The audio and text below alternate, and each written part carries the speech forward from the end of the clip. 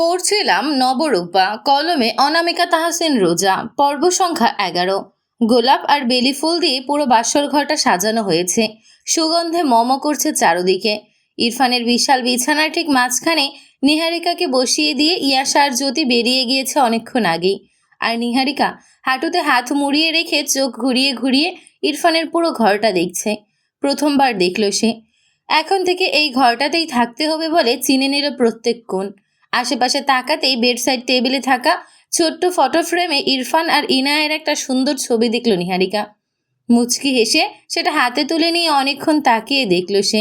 ইনায়ের বাবার দিকে তাকিয়ে হাসছে ছবিটিতে। কি মিষ্টি লাগছে দেখতে। নিহারিকা কিছুক্ষণ উপভোগ করে ছোট করে শ্বাস ফেলল। এরপর নিজের ঘোমটা টেনে নিল আবারও। নতুন করে সাজানো হয়েছে তাকে। ভারী শাড়ি খুলে রেখে জ্যোতি রানা বেবি পিঙ্ক কালারের একটা হালকা কাচের শাড়ি পরানো হয়েছে তাকে। ভারী মেকআপ তুলে লাইট মেকআপও করানো হয়েছে। ইয়াশা জানিয়েছে ইরফান বেশি মেকআপ পছন্দ করে না, তাই তারা নিহারিকাকে হালকা করেই সাজিয়ে দিয়েছে। এর মধ্যে ইরফানের হুকুমে নিহারিকাকে রাতের খাবারটাও খাইয়ে দিয়েছে ইয়াশা। ইরফান সিঁড়ির কাছে দাঁড়িয়ে কফি খাচ্ছিল। এটা খেয়েই ঘরে যাবে বলে ভেবে রেখেছিল সে। এর মধ্যেই কোথা থেকে যেন আয়েশা বেগম তড়িঘড়ি করে এসে ইরফানকে টেনে নিয়ে আড়ালে গেলেন। ইরফান মুখের কফিটুকু গিলে ভ্রু কুঁচকে তাকালো। কি হয়েছে মা? আয়েশা বেগম ঠোঁট ভিজিয়ে ইতস্তত করে বললেন, বৌমার সাথে ভালো ব্যবহার করবি, সব কিছু মিলেমিশে ঠিক করে নিবি।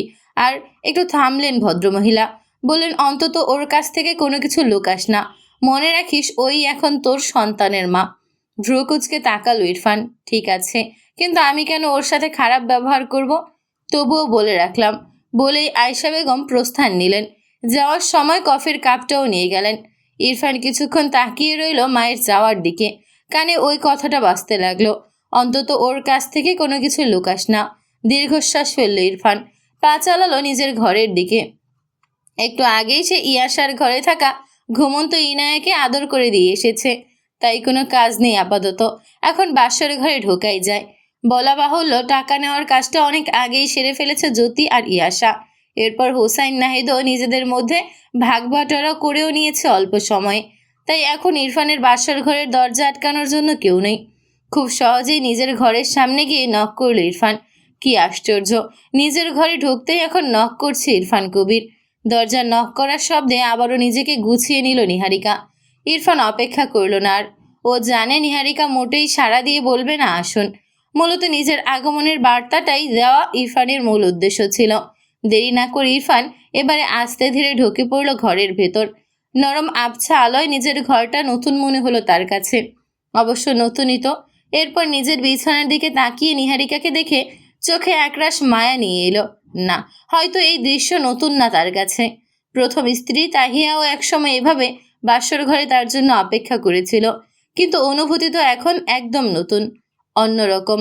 ধীরে সুস্থে এগিয়ে গেল ইরফান। এর মধ্যে চুড়ি আর শাড়ির চুমকির ঝুমঝুম করে শব্দ তুলে বিছানা থেকে নেমে দাঁড়িয়ে মাথা নিচু করে নিল নিহারিকা।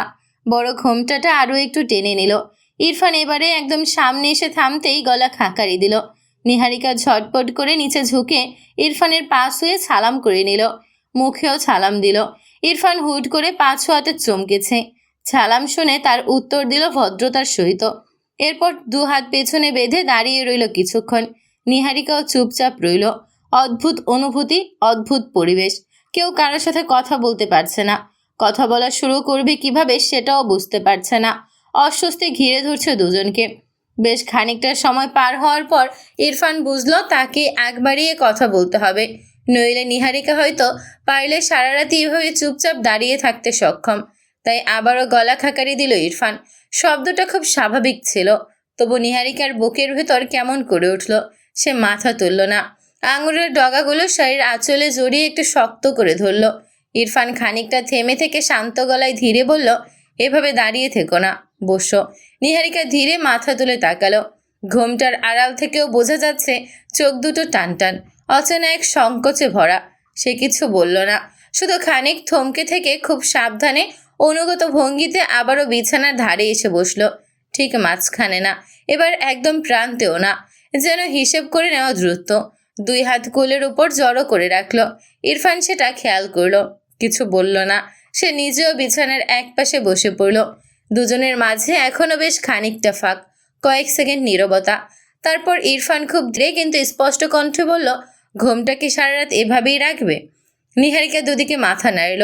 ইরফান এবারে কিছুক্ষণ তাকিয়ে থেকে দূরত্ব রেখেই শুধু হাত দুটো বাড়িয়ে বেশ যত্নেই ঘুমটা উঁচু করে তুলল। এরপর নামিয়ে দিল পুরো ঘুমটা। নিহারিকা মাথা নিচু করলো আরও। ইরফান আবারও সামনের দিকে তাকিয়ে বুক ভরে শ্বাস নিল, আর চোখে তাকিয়ে দেখল নিজের সদ্য বিবাহিত স্ত্রীকে। ভীষণ কৌশলে বলল, বিয়ের পর কি মেয়েরা বেশি সুন্দর হয়ে যায়, নাকি কবুল বলার পর থেকেই চেহারায় সোনালি আভা ছড়াতে শুরু করে? নিহারিকার ঠোঁটের কোণে মুচকি হাসিটা লুকালো, লজ্জায় হাসিও পাচ্ছে। ইস, অদ্ভুত অনুভূতি তো। নিহারিকা ভেবেছিল তার এমন কোনো অনুভূতি হবে না, অথচ জ্যোতির কথা তো হাড়ে হাড়ে মিলে যাচ্ছে। নিহারিকাকে লজ্জায় মাথা নিচু করে মুচকি হাসতে দেখে ইরফানও হাসল। বলল, তোমায় তো কিছু বলিনি নিহা, তুমি কেন হাসছ? নিহারিকা এভাবে চোখ তুলে তাকালো, বলল, আমায় কিছু বলেননি? না তো। ও, আমি ভেবেছিলাম হয়তো আমার প্রশংসা করলেন। ঠোঁট কামড়ে হাসলো ইরফান। তোমার কেন মনে হলো আমি তোমার প্রশংসা করছি? আমি তো অন্য কারো কথা বলছিলাম। কার কথা বলছিলেন? ইরফান তাকালো নিহারিকার দিকে। কি আশ্চর্য, মেয়েটা কি ঈর্ষা করছে এখনই? চোখে মুখে এত কৌতূহল। ঠোঁট কামড়ে আড়ালে হাসলো ইরফান, বলল, সেটা তো তোমাকে বলা যাবে না, সিক্রেট, পরে বলবো। নিহারিকা আর কিছু বলল না, মাথা নেড়ে বোঝার ভঙ্গি করলো। এরপর মাথা নিচু করলো। ইরফান আবারও তাকালো আর চোখে ধীর কণ্ঠে ডাকলো, শোনো। নিহারিকা চোখ তুলে তাকালো। ইরফানও তাকিয়ে থাকার দৃষ্টি মিলল একে অন্যতে। আটকালো চোখের চাহনি। ইরফান সেভাবেই তাকিয়ে থেকে বলল, একটা সিক্রেট বলি তোমায়। আজ বিয়ে করেছি বুঝলে, বউকে দেখলাম মাত্র। ভীষণ সুন্দর লাগছে তাকে, তবে চুল ছেড়ে দিলে আরও সুন্দর লাগতো।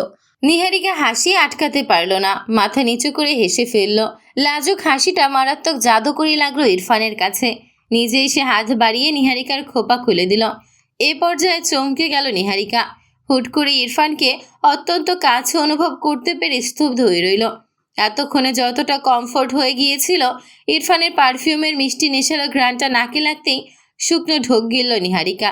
হাত দিয়ে চোখে পড়া চুলগুলো সরাতে গেলে ইরফান তার আগেই নিজেই সরিয়ে দেয় আলতো করে। তুমি ভয় পাচ্ছ? নিহারিকা চমকে উঠল, মাথা নাড়ল দুবার। না, আবার হ্যাঁ, দুটোই একসাথে। ইরফান হালকা হাসল। সেই হাসিতে দম্ভ নেই, জয়ের ছাপ নেই, শুধু বোঝাপড়া রয়েছে। স্বাভাবিক, আজ তোমার জীবনের সবচেয়ে বড় পরিবর্তনের রাত। ভয় না পেলে বরং সমস্যা হতো। তবে আমি চাই না এই ঘরে ঢুকে প্রথম অনুভূতিটা তোমার জন্য ভারী হোক। নিহারিকা মাথা নিচু করে নিল আরও। ইরফান মাথা ঝুঁকিয়ে নিচু কণ্ঠে জিজ্ঞেস করে বলল, আমি তোমার অনুমতি ছাড়া এক কদমও এগোতে চাই না। আজকে রাতটা আমার কাছে কোনো নিয়ম পালন করার নয়, এটা একটা শুরু, আর শুরুটা সুন্দর হওয়া দরকার। তুমি ভয় পাচ্ছ কেন নিহা? নিহারিকা হাতের আঙুলগুলো জড়িয়ে ধরল। আমি নিখুঁত নই, অনেক ভয়, অনেক জট আছে আমারও আছে। ইরফান খুব স্বাভাবিকভাবেই বলল। নিহারিকা ধীরে ধীরে মাথা তুলল পুরোপুরি। প্রথমবার সরাসরি ইরফানের দিকে স্বাভাবিক দৃষ্টিতে তাকালো। জিজ্ঞেস করলো সরলভাবে, একটা কথা জিজ্ঞেস করব, যদি কিছু মনে না করেন? ইরফান হালকা করে হাসলো। বলো। আমতা আমতা করে নিহারিকা বলল, এটা তো আপনার প্রথম বিয়ে নয়, মানে এমন বিয়ের অনুষ্ঠান তো আগেও হয়েছে একবার। তবুও সবাইকে দেখে কেন আজ মনে হচ্ছে এরা যেন আপনার কোনো বিয়েই আগে দেখেনি। আমাকে নিয়ে এত মাতামাতি, এত আনন্দ কেন? আপনি, আপনার কাজিনরা, বেস্ট ফ্রেন্ড, সবাই একদম স্বাভাবিক। এমনভাবে আনন্দ করলো যেন এটা আপনার প্রথম বিয়ে। মনে হলো বাড়ির প্রথম বিয়ে এটা। এমনটা কেন? প্রশ্নটা শেষ হতেই সে আবার দৃষ্টি নামিয়ে নিল, যেন উত্তরটা শোনার সাহসও জোগাড় করতে হচ্ছে। ইরফান কয়েক সেকেন্ড চুপ করে রইল। এই নীরবতাটা ভারী না, বরং ভেবে নেওয়ার। তারপর খুব ধীরে গভীর এক স্বরে বলল, কারণ ওরা আগেও বিয়ে দেখেছে ঠিকই, কিন্তু আমাকে দেখেনি।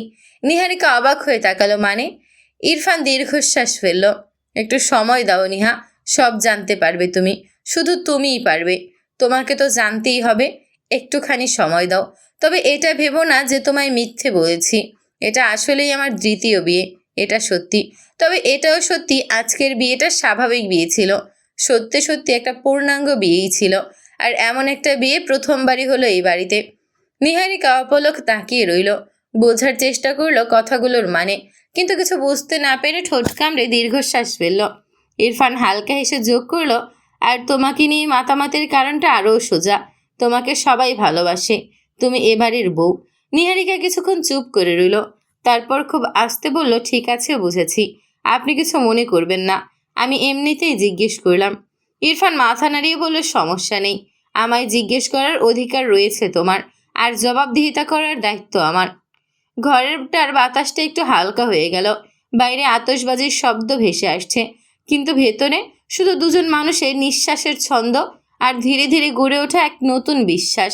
ইরফান এবারে নিহারিকার দিকে তাকিয়ে জিজ্ঞেস করলো, আর কোনো প্রশ্ন করবে এখন? করলে করতে পারো। নিহারিকা মাথা নেড়ে নিশ্চিত করলো আপাতত কোনো প্রশ্ন নেই।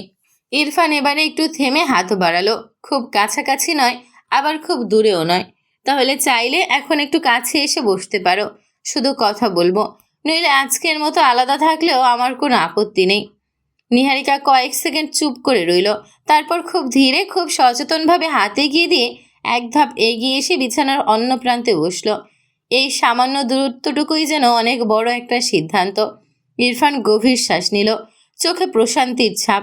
হাত বাড়িয়ে নিজের মুঠোয় নিহারিকার হাত ধরল ইরফান।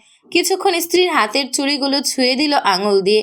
এরপর ফট করে নিহারিকার দিকে তাকিয়ে জিজ্ঞেস করলো, ফ্রেন্ড হবে নিহা? বুঝতে না পেরে প্রশ্নসূচক দৃষ্টিতে তাকালো নিহারিকা। ইরফান এবারে ডান হাতটা বাড়িয়ে দিয়ে বলল, আমার ফ্রেন্ড হবে? অবাক হলো মেয়েটা, চোখ ছোট করে বলল, ফ্রেন্ড? ফ্রেন্ড। ইরফানের গলায় একরাশ স্বাভাবিকতা, কিন্তু কথার ভেতর ছিল গভীর হিসেব। নিহারিকা কিছু বলতে পারল না, শুধু তাকিয়ে রইল। ইরফান হাতটা এখনো সামনে বাড়িয়ে রেখে বলল, স্বামী হওয়া মানে দায়িত্ব, আশ্রয়, নিরাপত্তা, এইসব বড় বড় শব্দ, কিন্তু এসবের আগে একটা জিনিস না থাকলে সবই ভারী হয়ে যায়। নিহারিকা ধীরে ধীরে জিজ্ঞেস করলো, কোন জিনিস? বন্ধুত্ব। ইরফান হালকা হাসলো। যেখানে ভয় থাকলে বলা যায়, দুর্বল হলে লুকোতে হয় না, যেখানে রাগ হলেও কথা বন্ধ হয় না, আর নীরবতাও অস্বস্তিকর লাগে না।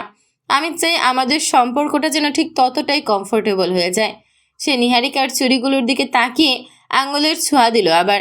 আমি চাই না তুমি আমার সামনে সবসময় শক্ত হয়ে থাকো, আমি চাই তুমি ক্লান্ত হলে সেটা বলো, ভুল করলে ভয় না পাও, আর আমি যেন শুধু তোমার স্বামী না হই, তোমার নিরাপদ আশ্রয় আর সবচেয়ে কাছের মানুষটা হই।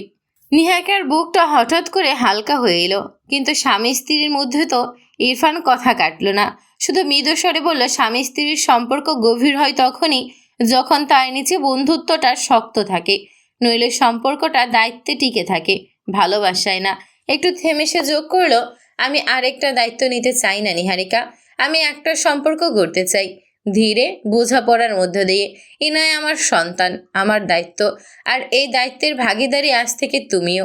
তাই আর যাই হোক না কেন, আমি তোমার আর আমার মাঝে কোনো দূরত্ব রাখতে চাই না, সামান্যটুকুও না।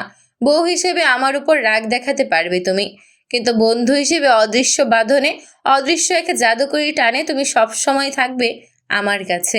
আর এসব কেন এখন বলছি, কেন বন্ধু হতে চাইছি, তার সময় আসলেই বুঝবে তুমি।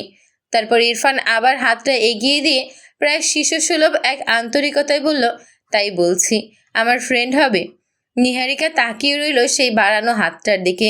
এই হাতটায় কোনো তাড়া নেই, কোনো দাবি নেই, শুধু জায়গা করে দেওয়ার আহ্বান। আর একটুও ভাবল না সে। মুচকি হেসে ধীরে ধীরে এসে নিজের হাতটা বাড়িয়ে দিল। খুব আস্তে বলল সে, হব। ইরফান মুচকি হেসে এবারে বাহু জড়িয়ে কাছে টেনে নিল নিহারিকাকে।